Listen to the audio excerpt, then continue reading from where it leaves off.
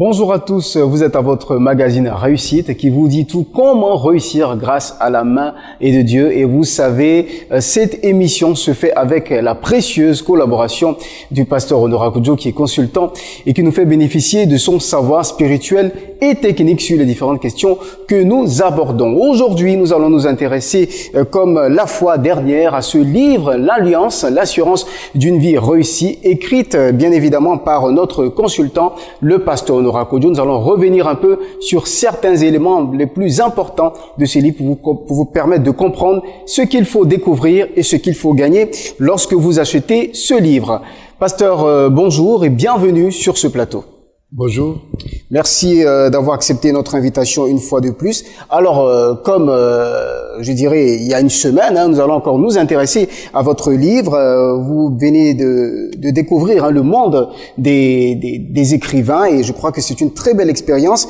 Alors, je voudrais d'abord préciser qu'il y a eu une première partie. Nous continuons donc dans la même veine avec une deuxième partie. Et aujourd'hui, pasteur, nous allons nous intéresser à des thèmes très importants qui sont contenus dans ce livre, notamment l'apprentissage, ce qu'on gagne lorsqu'on entre en alliance avec Dieu, et puis qu'est-ce qu'il faut en matière d'unité, qu'est-ce qu'on doit comprendre en termes d'unité. Première question donc, pasteur, pour vous, qu'est-ce qu'on gagne lorsqu'on entre en alliance avec Dieu à la lecture de ce livre?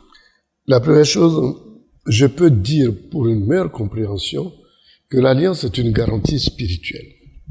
Ça te permet vraiment de pouvoir maîtriser facilement des phénomènes qui arrivent dans la vie, parce que Dieu devient partie prenante là-dedans. On s'allie à Dieu, on devient un avec Dieu, afin que une bonne partie de votre existence soit dirigée aussi par Dieu. Donc, ça vous évite les facteurs risques, l'incertitude qui caractérise notre monde est maîtrisée par cela. Et aussi, nous avons aussi toute une batterie qui nous accompagne, notamment le ministère des anges. Parce qu'eux, ils sont à la disposition de Dieu. Et Dieu aussi permet, avec l'alliance, qu'ils se mettent à votre disposition à une condition, c'est que c'est Dieu qui donne l'ordre et non l'homme. Il faut être très précis là-dessus. Nous ne pouvons pas tout de suite traiter avec les anges. Non. Les anges sont dirigés par Dieu et suivent la pensée de Dieu pour l'appliquer sur notre terre. Donc, on peut bénéficier de ce ministère. C'est ainsi qu'on parle d'anges gardiens. C'est ainsi qu'on voit lors de certains accidents, d'autres sont sauvés.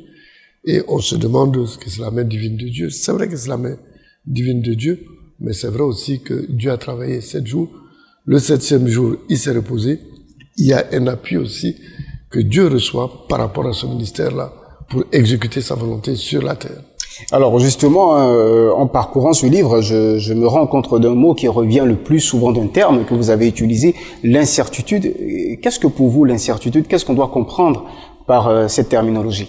C'est important, c'est l'état dans lequel nous nous trouvons. C'est un état temporel, c'est vrai, parce que nous vivons sous un aspect, je peux dire, où il y a les 3 temps, le passé, le présent et le futur. Mais l'homme se rend compte qu'il est fragilisé dans la mesure où il ne peut pas impacter le futur.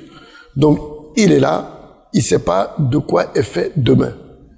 Et si il a quelque chose, que ça part dans le passé, il ne peut pas récupérer.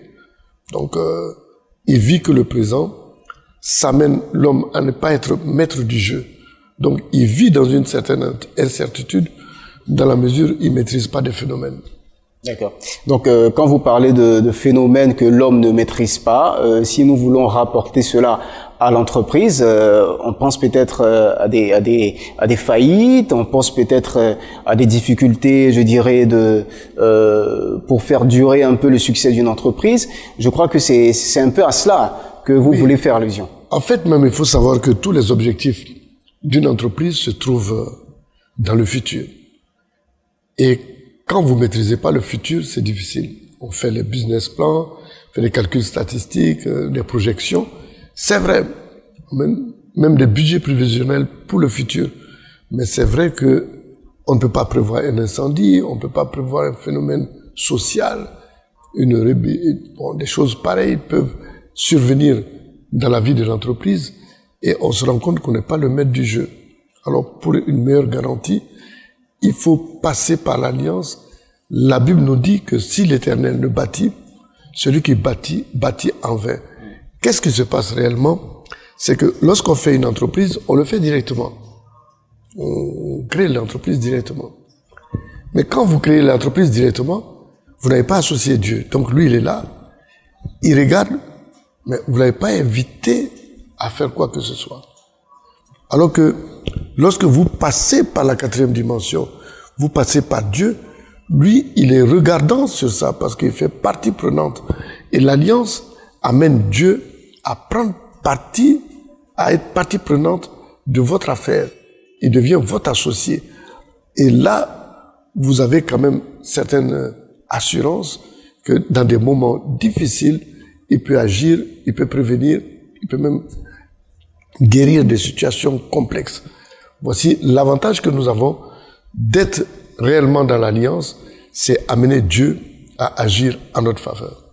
Donc amener Dieu à agir en notre faveur, peu importe notre commerce, notre entreprise, peu importe en tout cas l'entreprise que nous mettons en place. Pasteur, juste avant de partir à la 2e sous-thématique, l'alliance est un comportement, faut-il un apprentissage?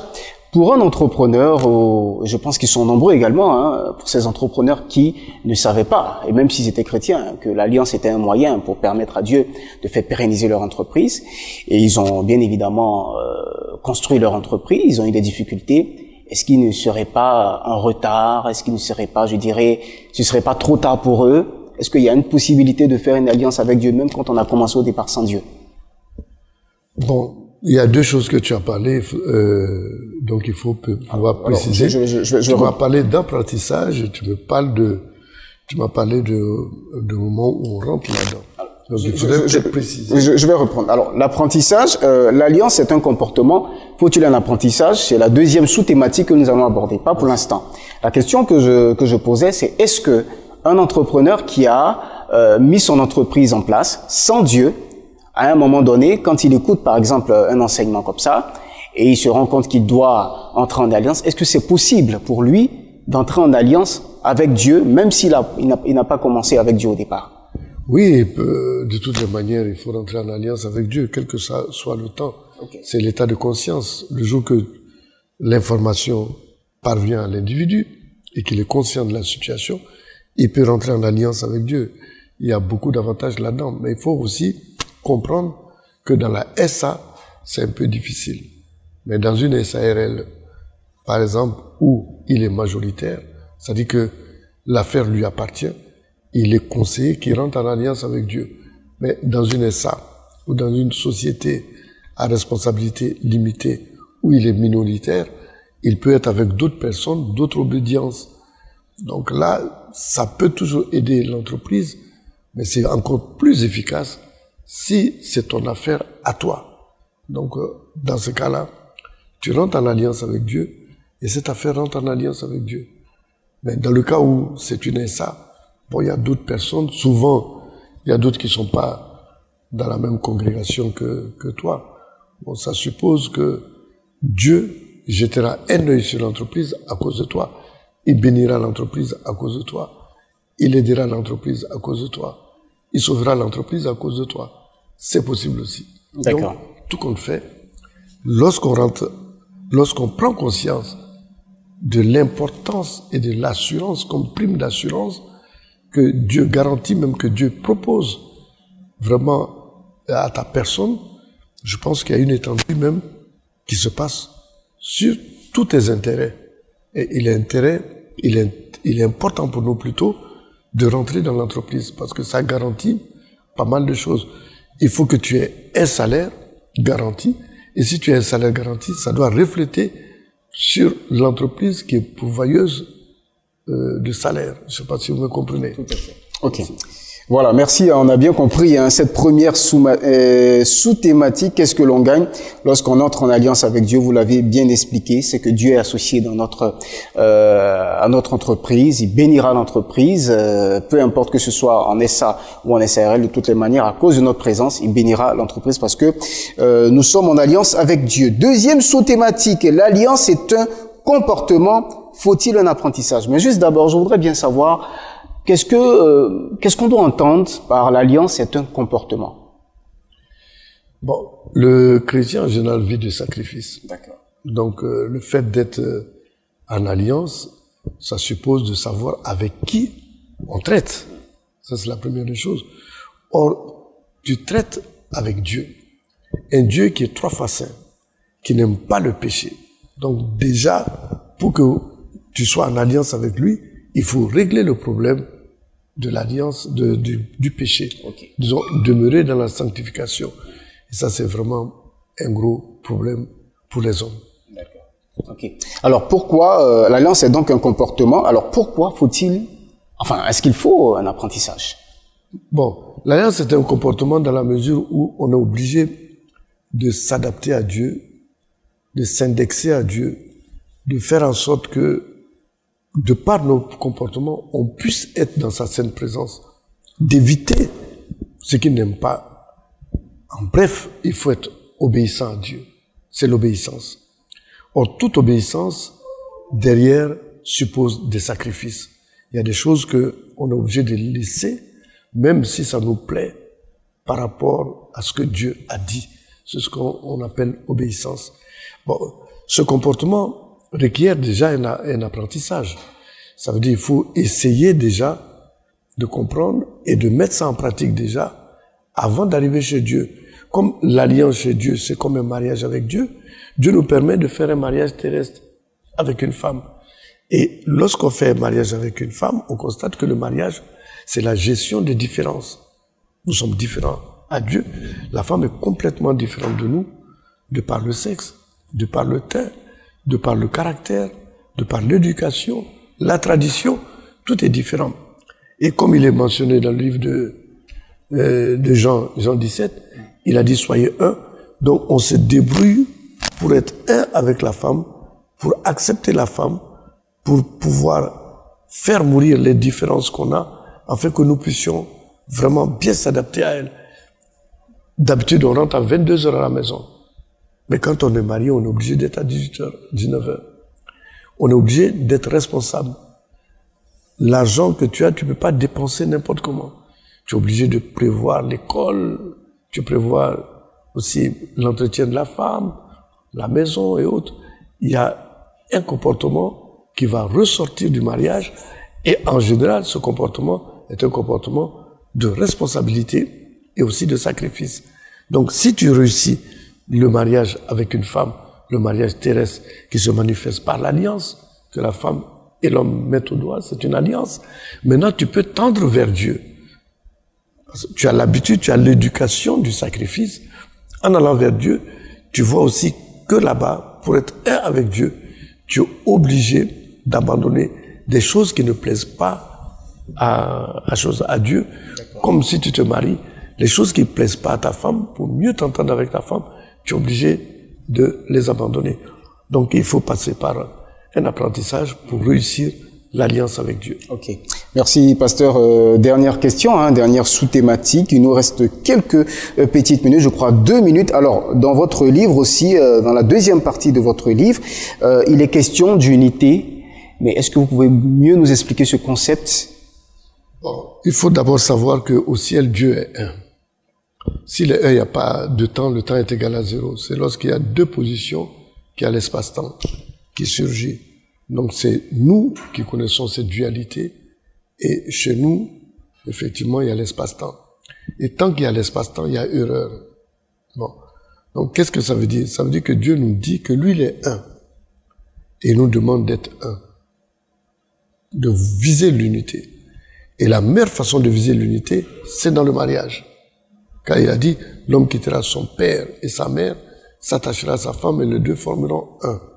Et la matérialisation de cette unité, c'est l'enfant qui provient des 2. Donc, Dieu nous dit toujours qu'il est un. Et lorsqu'on arrive à tendre vers le un, on tend vers Dieu. Et lorsque vous tendez vers Dieu, c'est tout à fait facile de faire des échanges avec lui. Et même d'aller vers lui et de faire une alliance. Si par exemple, le directeur général d'une société se trouve au 10e étage et que vous êtes au sous-sol, si tu dois réellement avoir un cadeau de lui, tu es obligé de monter au même palier que lui. Et quand vous êtes au même palier, l'échange peut se passer. Donc, lorsque vous tendez vers un, vous tendez vers la perfection. Vous tendez vers l'abstinence, vous tendez vers le sacrifice et vous tendez vers Dieu. C'est dans ce cadre-là que vous pouvez aller dans l'alliance. Donc, quand Dieu nous dit dans la prière sacerdotale dans le Jean 17, il a dit soyez un, comme moi je suis un. À partir de là, vous comprenez très bien qu'il puisse avoir échange. Il peut être en nous comme on peut être en lui. Voici pourquoi il est important de tendre vers l'unité. Voilà, parce merci. que lui, il est un. Merci beaucoup, pasteur. Dieu peut être en nous comme nous sommes en lui, chers entrepreneurs. En tout cas, j'espère que vous avez pris beaucoup de plaisir à suivre ce programme. Et même si vous n'êtes pas entrepreneur, l'entreprise s'adresse à nous tous. Nous avons besoin de réussir et l'entreprise est le moyen par excellence pour réussir. Je vous présente donc les avantages que vous avez je dirais, à acheter ce livre. Le premier avantage, c'est que vous gagnez beaucoup de choses en entrant en alliance avec Dieu. Deuxième, il y a des notions comme le mariage qui vous permettent d'apprendre que l'alliance est un comportement et qu'il faut le cultiver. Et puis, avec l'unité, tout simplement, Dieu est en nous et nous sommes en Dieu. En tout cas, Pasteur Kojo, nous vous disons merci beaucoup. Merci surtout d'avoir écrit ce livre. Et je rappelle que ce livre, l'Alliance, l'assurance d'une vie réussie, vous pouvez l'obtenir en appelant le 01 01 48 91 91 et peut-être également avoir une entrevue avec le pasteur et pourquoi pas avoir une dédicace. En tout cas, nous avons eu beaucoup de plaisir à vous présenter ce programme. Merci en tout cas de nous avoir suivis. Bon vent chez vous et puis à la semaine prochaine pour un nouveau numéro de réussite, votre magazine de réussite grâce à la main de Dieu.